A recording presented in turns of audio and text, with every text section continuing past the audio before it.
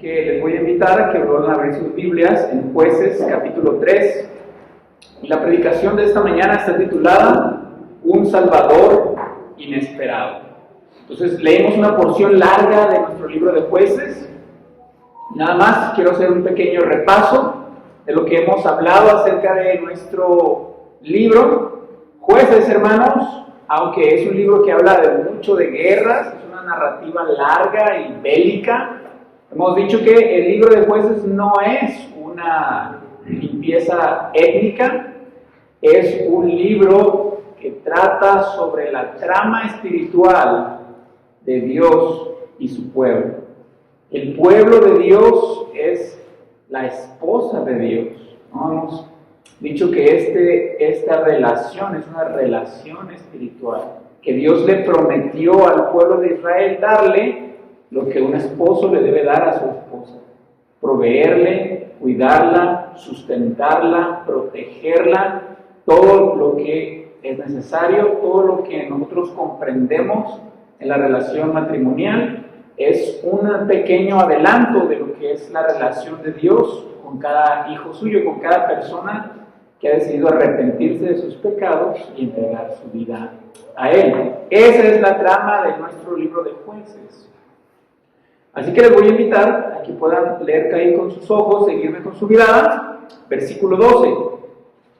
Volvieron los hijos de Israel a hacer lo malo ante los ojos de Jehová, y Jehová fortaleció a Eglón, rey de Moab, contra Israel, por cuanto habían hecho lo malo ante los ojos de Jehová.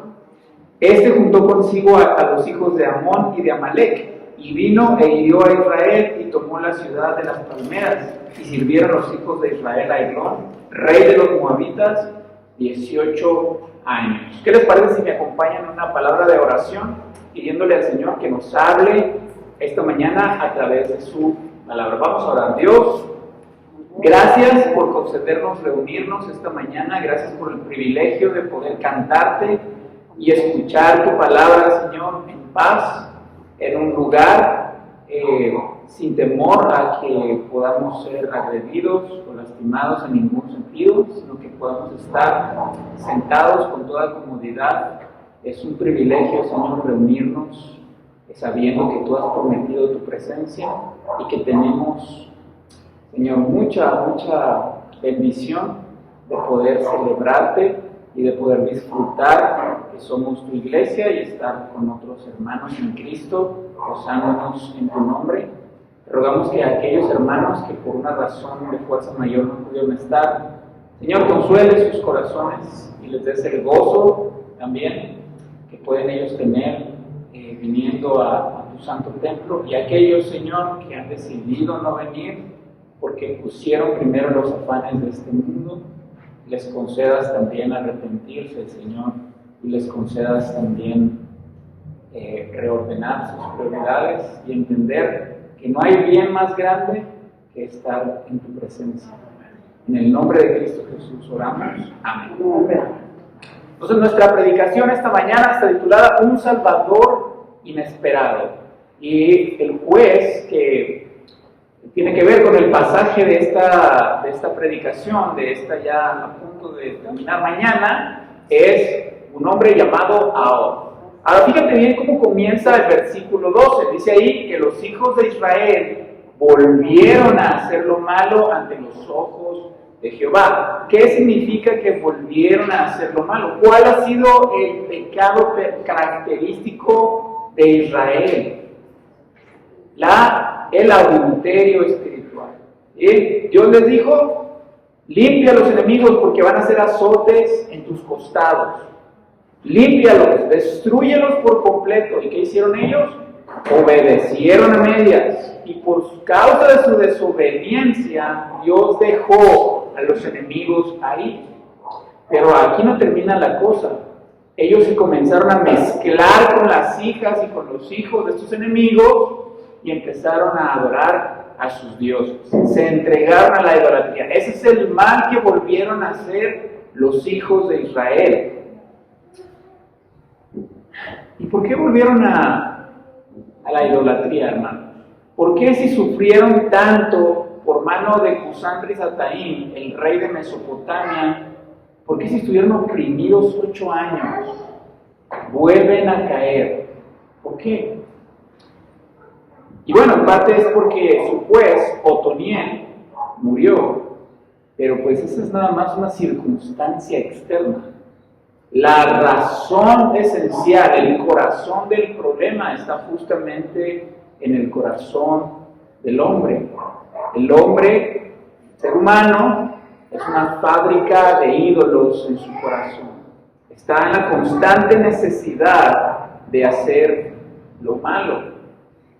Ese es el gran problema, que nosotros no podemos estar sin adorar. Vamos a estar constantemente adorando a algo, ya sea al Dios verdadero o ya sea algo o alguien más. Hermanos, cada vez que los hijos de Israel vuelven a hacer lo malo ante los ojos de Dios, el castigo va a empeorar. Fíjate bien cuántos años duró esta vez la esclavitud, el castigo. A la primera vez fueron 8 años, esta vez fueron 18. Dice el versículo 14 que sirvieron a Eglón, rey de Moab, 18 años. Básicamente se está doblando la cantidad de tiempo que fueron castigados. Pero no nada más esto. Los enemigos también se fortalecen. Porque Eglón mandó a llamar a algunos aliados, a Amón y Amalek. Y no nada más que se fortalecen los enemigos, también los estragos de la idolatría comienzan a ser mayores. Porque se dice aquí que tomó la ciudad de las palmeras en el versículo 13. Hermanos, y es interesante notar ese detalle porque la ciudad de las palmeras era la ciudad de Jericó. Estas murallas de Jericó que Dios destruyó con poder en Deuteronomio 34 vienen a ser recapturadas por los enemigos 60 años más tarde por Eglón, rey de Moab. Ahora fíjate bien, la idolatría, el pecado, cuando vuelve más fuerte. El castigo es más severo, el castigo es más prolongado, el castigo es más destructivo y también la idolatría comienza a destruir, comienza a desvanecer bendiciones que Dios les dio al pueblo de Israel en su misericordia y en su gracia. Aquello que obtuvieron por el poder de Dios está siendo destruido por su idolatría. Y nosotros podemos ver esto en la vida diaria. Yo nunca he conocido a una persona que sufra de alcoholismo, que recaiga y que su recaída no sea peor que su primer estado. La recaída siempre es peor. Entonces, hermanos, a veces nosotros jugueteamos con el pecado del cual Dios ya nos rescató, y cuando el pecado vuelve a morder, muerde más duro, más destructivo, el tiempo es más largo. Pero bueno, hay otra cosa muy interesante de estos primeros versículos. ¿Quién fortaleció al rey de Moab? ¿Quién fortaleció a Eglón para que conquistara al pueblo de Israel? Dios. Dice que Dios mismo fue el que fortaleció a Eglón para venir y castigar a Israel.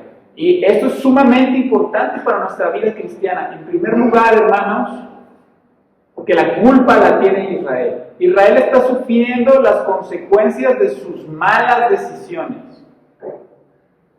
Pero aún así, la fuente del poder de sus enemigos sigue viniendo de Dios.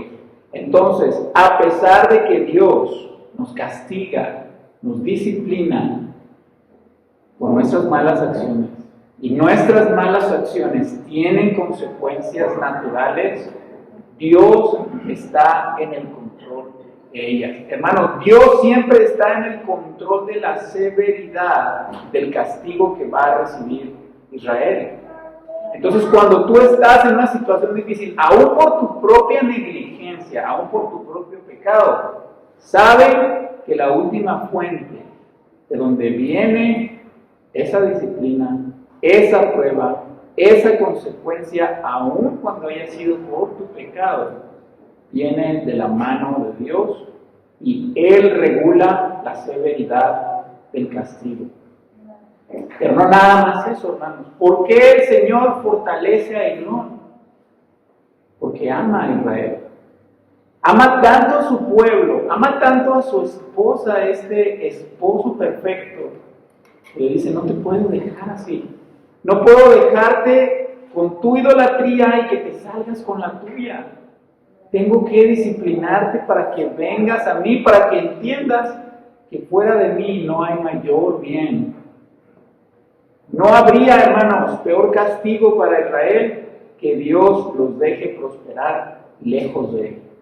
No hay peor juicio para un cristiano que Dios le conceda sentirse pleno y feliz si regresa al mundo, donde no encontrará otra cosa que miseria y dolor, para traerlo a su esposo amoroso. Sigamos, versículo 15. Y clamaron los hijos de Israel a Jehová, y Jehová les levantó un libertador, a Ahod, hijo de Gera, benjamita, el cual era zurdo, y los hijos de Israel enviaron con él un presente a Eglón, rey de Moab. Hermanos, clamaron los hijos de Israel y Dios les contestó. Cuando nosotros venimos quebrantados al Señor, el Señor escucha. Dios está cerca el quebrantado, pero el orgulloso mira de lejos. No hay corazón quebrantado y humillado que venga al Señor que no reciba respuesta de misericordia del Señor. Y esto es interesante, porque ellos no pueden clamar a los ídolos y recibir misericordia. Los ídolos no tendrán misericordia de ti, no tendrán piedad de ti. Ahora, nosotros hemos dicho que la idolatría no es tener una figura de yeso, una pintura de algún ángel o de algún santo o alguna estatua. La idolatría es mucho más que eso. La idolatría es poner algo o alguien en el lugar de Dios. Y eso no quiere decir nada más que tú te arrodilles y lo adores. Cuando algo o alguien viene a ser la fuente de tu felicidad, la fuente de tu seguridad, la fuente de tu refugio, la fuente de tu consuelo, de tu identidad, estás reemplazando a Dios. Y entonces podemos hacer la fuente de lo que debe ser Dios muchas cosas. Nuestro trabajo, nuestra familia, nuestro propio yo, nuestras habilidades, nuestras posesiones, nuestra cuenta de banco, nuestro carro, nuestra casa, nuestros amigos, nuestra popularidad, aquello que tú creas que es la fuente final de tu felicidad y de tu seguridad y de tu plenitud, a eso has convertido a Dios. Hermanos, y aquello que tú idolatres no tendrá misericordia de ti. Piensa en un momento en un alcohólico. Ha hecho del alcohol su Dios. Se identifica a sí mismo como un alcohólico. No puede ver su vida sin el alcohol. No hay nada más importante para él que el alcohol. ¿Y tendrá el alcohol misericordia de él? No va a tener, lo va a destruir su familia, va a destruir todo lo bueno en su vida. Pero ese alcohólico le ha regalado su corazón a ese ídolo, y ese ídolo no tendrá misericordia de él. Y eso aplica a cada cosa que nosotros entregamos a nosotros, incluso cosas que son aparentemente buenas, como un trabajo, como la familia misma. La familia no nos hará felices, el trabajo no nos hará felices. Sí, quizá nos da ciertas satisfacciones, pero nunca es suficiente. Nunca puede llenar la eternidad que Dios ha puesto en nuestros corazones. Ahora, hermanos, hay algo muy interesante acerca de este juez. y es la parte central de nuestro pasaje. Fíjate bien cómo los versículos que acabamos de leer, el versículo 15, dice ahí que Ahod, hijo de Gera, era de la tribu de Benjamín y era zurdo. ¿Sabes? En la Biblia, y ya lo mencionamos por ahí una vez en nuestros estudios de entre semana, en la Biblia hay un lenguaje respecto al zurdo y al derecho. Tú puedes ver de qué lado se sienta el hijo en el trono del padre. A la diestra. Puedes leer Salmos, por ejemplo el Salmo 16, que dice: en tu presencia hay plenitud de gozo y delicias a tu diestra para siempre. Podemos leer otros salmos donde dice que Él te sustentará con la diestra de su justicia. La diestra, hermanos, representa poder. Incluso nosotros utilizamos ese mismo lenguaje en nuestras conversaciones comunes. Nosotros decimos: oh, ese trabajo fue hecho por una destreza, esa persona es muy diestra para hacer aquello. Y también tenemos la palabra zurdo en esa forma de expresar, que es siniestro. Y nosotros ni siquiera pensamos en zurdo cuando escuchamos la palabra siniestro, pensamos en algo negativo, en algo quizá perverso. E incluso en las noticias puedes ver que ocurrió el siniestro en tal fecha, y entonces piensas en algo malo. Pero realmente siniestro significa zurdo. Entonces, cuando vemos el lenguaje de las Escrituras y vemos que Ahod es zurdo, hermanos, tenemos a un juez que Dios ha levantado, y es un juez inesperado. No es el juez ideal. ¿Sabes? En la traducción original dice ahí que él estaba imposibilitado de su mano derecha. No dice que es zurdo. Dice que su diestra no sirve. ¿Con qué crees que se peleaba en la antigüedad? Con la diestra. Casi todos eran derechos. Por eso se habla de la diestra poderosa de Dios, porque la diestra representaba poder en la pelea, era con la cual empuñaban la espada. Y entonces, ¿qué nos dice esto de Ahod? Nadie contaría con él, nadie daría un peso por él, porque es alguien que tiene una malformación, una discapacidad en la mano que representa poder para salvar. Hay otra cosa interesante acerca de Ahod. Dice ahí que era benjamita, la tribu de Benjamín. ¿Y sabes dónde estaba la ciudad de las palmeras que habían conquistado, que habían perdido los hijos de Israel? Estaba en el territorio que le correspondía a la tierra de Benjamín.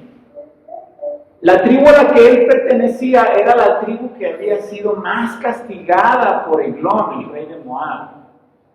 Así que había sido la más golpeada, y era un juez que tampoco estaba muy favorecido físicamente. Y hay otro detalle importante. Dice ahí en el versículo 15 que los hijos de Israel enviaron con él un presente al rey de Eglón. Y esta palabra presente es un detalle importante. Enviaron un regalo. ¿Y sabes qué? Seguramente es un eufemismo para decir que enviaron una ofrenda o que enviaron un tributo. Eso es lo que hacían las personas en la antigüedad. Cuando eran conquistadas por otra nación, por otro rey, obligaban a pagar tributo, ¿no? En la actualidad se conoce más como derecho de piso o algo así. Es lo que estaban haciendo los benjamitas, los israelitas en general. Habían traído un tributo al rey de Eglón para ganar cierto favor de él, para suavizar su esclavitud y el trato que Eglón tenía con Israel. Mira cómo el hombre nunca puede estar en un estado normal, siempre tiene que estar pagando tributo. ¿Lo vas a pagar a Dios? ¿Vas a llevar tus ofrendas a Dios o vas a llevar tus ofrendas a algo más? En este caso, ellos cambiaron llevar sus ofrendas a su esposo amoroso y fiel para llevarlas al altar de la idolatría, con un rey tirano, con un rey que no los ama, que de hecho los odia y los hace sufrir. Y entonces demanda de ellos su adoración. Cambiaron la adoración al Dios verdadero que los ama por un ídolo tirano. Eso pasa en el corazón. ¿Y sabes por qué pasa eso en el corazón, hermanos? Porque nosotros siempre tenemos una escala de prioridades en nuestro corazón. Siempre vamos a tener prioridades. El problema con eso es que nosotros acomodamos las prioridades según los deseos egoístas y convenencieros de nuestro propio corazón. Y eso nunca es bueno. Vamos a regresar al ejemplo del alcoholismo, que es sumamente gráfico y obvio. Para el alcohólico, ¿qué es lo más importante? ¿Qué es lo principal? Alcohol. Al alcohólico no le va a importar llevar a su familia al altar del alcoholismo y sacrificarla. No le va a importar sacrificar su salud, su cuerpo, su integridad física, su dignidad. No le va a importar sacrificar su vida, su familia, su trabajo, su dinero, porque la primordialidad para él es el alcohol y lo que el alcohol es. Y así podemos pensar en cualquier otra cosa que hacemos nuestro ídolo. Llevaremos sacrificios al altar de nuestro ídolo hasta que nos acabe de destruir. Por eso el hombre nunca puede estar en un punto neutral. O servirás a Dios o servirás ídolos. Nunca dejas de adorar. Nunca dejas de llevar tu ofrenda a un altar. Así que pregúntate, hermano, ¿a qué le vas a dar tu corazón? Cuando tú le das tu corazón a medias a Dios, estás haciendo lo que los israelitas. Se lo estás dando a un ídolo. Y solo hay una fachada de apariencia de que amas a Dios, pero tu prioridad no es Dios. Alguien más tiene tu corazón. ¿Le entregarás tu corazón a quien te odia, a quien quiere destruirte, o se lo entregarás a tu amoroso esposo que está dispuesto a proveer todo lo que tú necesitas para saciarte y para llenarte? Versículo 16. Y Ahab se había hecho un puñal de 2 filos y un codo de largo y se lo ciñó debajo de sus vestidos a su lado derecho. Y entregó el presente a Eglón, rey de Moab, y era Eglón hombre muy grueso. Y luego que hubo entregado el presente, despidió a la gente que lo había traído. Mas él se volvió desde los ídolos que están en Gilgal y dijo: Rey, una palabra secreta tengo que decirte. Él entonces dijo: Calla. Y salieron de delante de él todos los que con él estaban, y se le acercó a Ahab, y él estando solo en su sala de verano, y Ahab dijo: Tengo palabra de Dios para ti. Él entonces se levantó de la silla. Entonces alargó Ahab su mano izquierda y tomó el puñal de su lado derecho y se lo metió por el vientre, de tal manera que la empuñadura entró también tras la hoja, y la gordura cubrió la hoja, porque no sacó el puñal de su vientre, y salió el estiércol. Ahora entregó el presente, se regresó con la compañía que venía, no venía solo, pero camino de regreso volvió solo con el rey Eglón. Entonces le dijo: tengo una palabra para ti. Entonces vemos que aunque no podía usar su diestra, pues evidentemente su zurda sí tenía fuerza, porque enterró la espada al rey con tal fuerza que la clavó con todo y empuñadura, al punto tal que dice aquí que se perdió la espada dentro del rey. Y mira lo que dice este comentarista, Michael Wilcock, dice: si Ahab no puede empuñar un arma con su mano derecha, todos asumen que no puede empuñar un arma, porque las espadas se usaban con la mano derecha, pero él tiene un problema, una discapacidad en su mano derecha. Entonces, ¿qué piensa Eglón, el rey? Usted no puede hacerme daño, Por esta razón es que él es admitido en la presencia del rey cuando pide una audiencia privada con Eglón. Debido a su deformidad, no representa ningún riesgo de seguridad para el moabita. Hermanos, por su discapacidad, nadie pensaría que él es apto para llevar la tarea de libertar a Israel. Pero es su discapacidad la que le abre las puertas para ir y llevarlo a cabo. Es su deficiencia la que al final de cuentas le permite llegar hasta la presencia de Eglón. Mira, vamos a seguir leyendo versículo 23. Y ahora salió al corredor y cerró tras sí las puertas de la sala y las aseguró con el cerrojo. Cuando él hubo salido, vinieron los siervos del rey, los cuales, viendo las puertas de la sala cerradas, dijeron: sin duda él cubre sus pies en la sala de verano. Y habiendo esperado hasta estar confusos, porque él no abría las puertas de la sala, tomaron la llave y abrieron, y aquí su señor caído en tierra, muerto. Cubrir sus pies significa, pensaban que estaba en el baño, estaba haciendo del 2. ¿Y por qué creyeron esto? Pues porque no salía, pero también porque Ahod le enterró la espada en los intestinos. Entonces eso hizo que saliera el estiércol y evidentemente pues está oliendo a ¿saben a qué? Entonces esto hizo que los guardias pensaran que él estaba haciendo sus labores privadas y que no debían molestarlo, y es lo que le permite a Ahod huir a una distancia tal que estuvo a salvo. Sigamos leyendo en el 26. Mas entre tanto que ellos se detuvieron, Ahod escapó y pasando los ídolos se puso a salvo en Seirat. Cuando había entrado, tocó el cuerno en el monte de Efraín y los hijos de Israel descendieron con él del monte. Y él iba delante de ellos. Entonces él les dijo: seguidme, porque Jehová ha entregado a vuestros enemigos, los moabitas, en vuestras manos.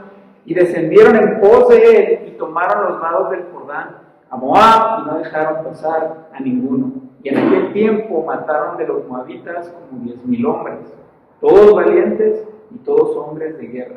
No escapó ninguno. Así fue subyugado Moab aquel día bajo la mano de Israel, y reposó la tierra 80 años. Nota algo interesante del pasaje. Ahod ha hecho todo él solo. Si te fijas, no parecía que nadie estaba confabulado con él en que iba a entrar y matar al rey Eglón. Más seguramente por eso lo mandaron, porque era alguien que no valía mucho. Lo podían exponer ante el rey. Se regresa solo desde donde están los ídolos en Gilgal y finalmente por sí mismo mata a este tirano que tiene 18 años castigando al pueblo de Israel. Si Ahod no ha matado a Eglón por sí mismo, el pueblo de Israel no lo hubiera seguido en la batalla. Hermanos, este pasaje nos enseña cómo Dios utiliza los medios que muchas veces no consideramos como obvios, o como óptimos, o como la forma más fácil, o la mejor forma. A la luz de nuestra perspectiva terrenal, Ahod no es alguien que valga mucho la pena en quien confiar, pero desde la perspectiva divina, Dios lo usa poderosamente. ¿Y sabes qué? Esto nos apunta a un zurdo más grande que Ahod. Y ese zurdo, por así decirlo, es Cristo. ¿Has leído Isaías 53?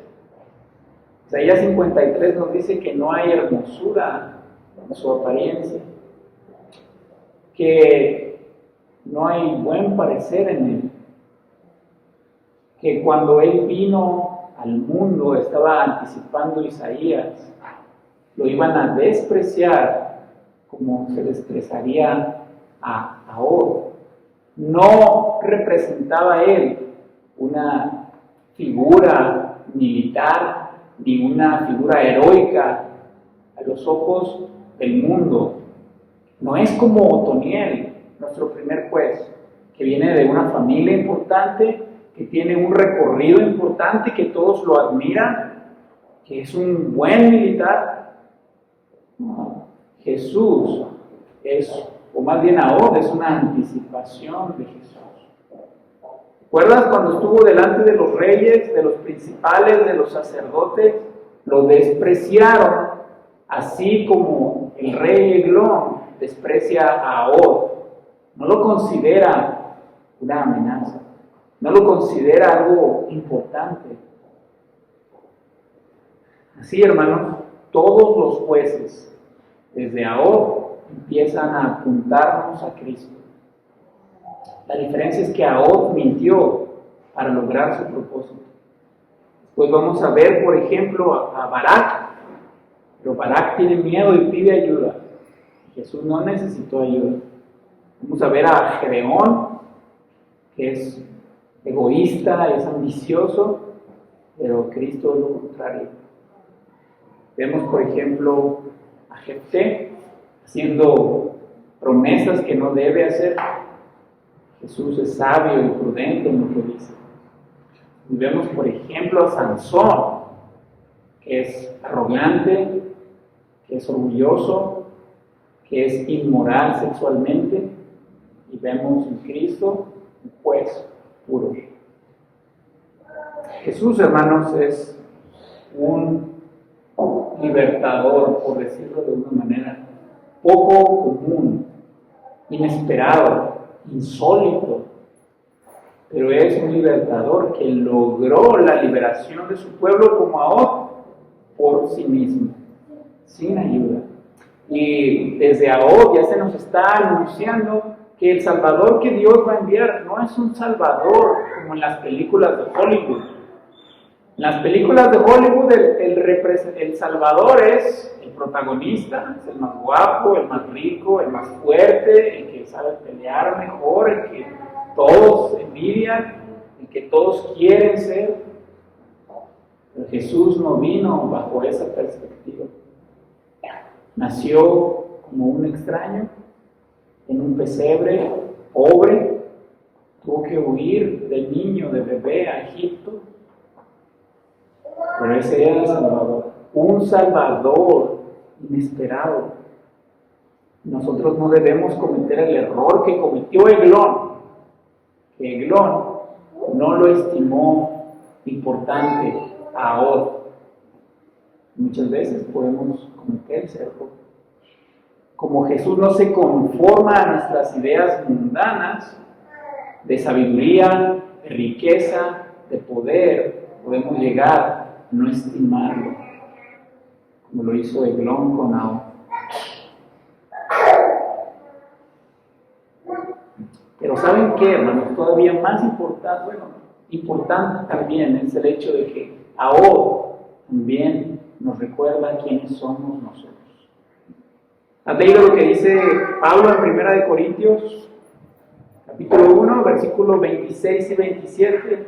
Pues considerad, hermanos, vuestro llamado. No hubo muchos sabios conforme a la carne, ni muchos poderosos, ni muchos nobles, sino que Dios ha escogido de lo necio del mundo para avergonzar a los sabios. Y Dios ha escogido a lo débil del mundo para avergonzar a lo que es fuerte. Hermanos, Dios escogió a Ahod, que tiene una diestra defectuosa, para que el pueblo de Israel vea que el poder no viene de la diestra de Ahod, viene de la diestra del Señor. Ahod fue usado poderosamente porque la diestra del Señor lo tomó para usarlo maravillosamente.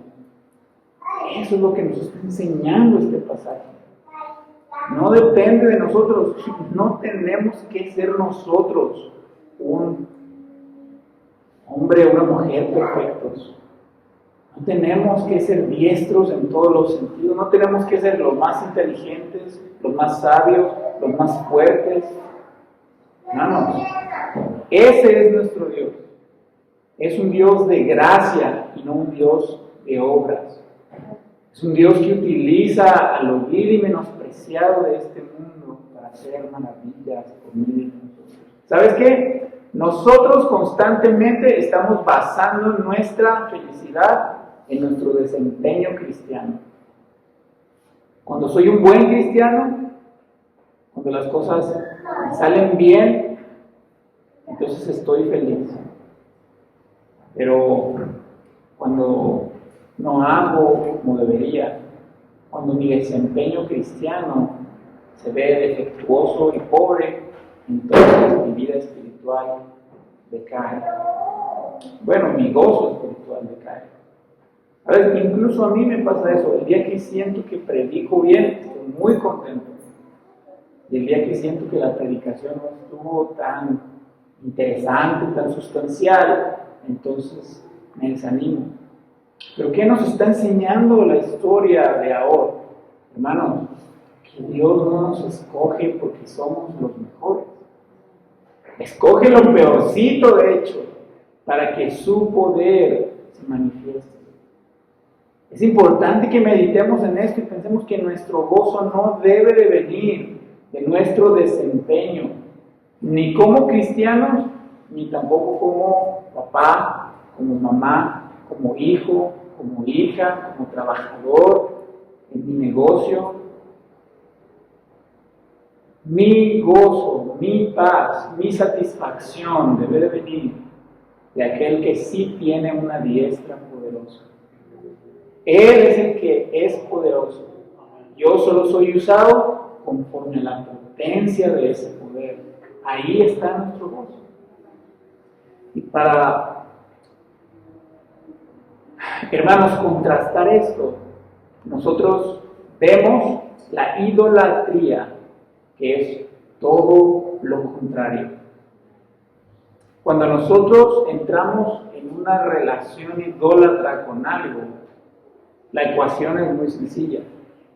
Yo ofrezco tal ofrenda para mi ídolo y mi ídolo va a responderme de esta manera. Yo le doy, él me regresa. Es fácil. ¿Sabes? Cuando alguien idolatra algo, el que está a cargo al final de cuentas es el yo. Yo consigo de mi ídolo lo que yo quiero. Lo único que tengo que hacer es pagar el precio. Pero eso no es una relación matrimonial con nuestro esposo espiritual. Venimos a Dios con un corazón dócil y humilde para decirnos, Señor, ¿qué es lo que tú quieres? No viniendo a poner mis exigencias, manipulando por medio de ofrendas, sino más bien entrego mi corazón de manera dócil. Pedro, 1 Pedro 2:7 dice, para vosotros pues, los que creéis, Él es precioso. Pero para los que no creen, ha sido tropezadero. Hermanos, que Él sea precioso en nuestra vida. No nuestro desempeño, no nos fijemos en nuestras capacidades y cualidades, porque somos como ahora, tenemos deficiencias, somos débiles, somos torpes, pero el Señor es poderoso. Él sí es diestro, su diestra es poderosa, la de nosotros es débil. Hermano, no pongas tu gozo y tu esperanza en juego, tu desempeño como esposo, como mamá, tu desempeño como padre. Habla del Señor. El Señor sí vencerá. No puedes. Puedes como ahora. Pero el Señor es todo poderoso. ¿Qué les parece si oramos? Dios, gracias por tu palabra. Recuérdanos constantemente, Señor, que el poderoso y el digno eres tú, no nosotros. Líbranos, Señor, de poner nuestro gozo en nuestras propias cualidades, en nuestro desempeño. Ayúdanos a deleitarnos en tu poder y no en el nuestro. Ayúdanos a descansar siempre en ti, Señor.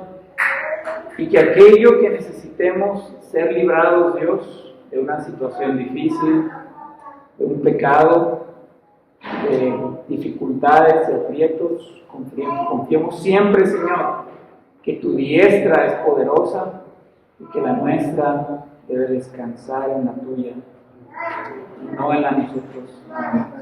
En el nombre de Cristo Jesús oramos.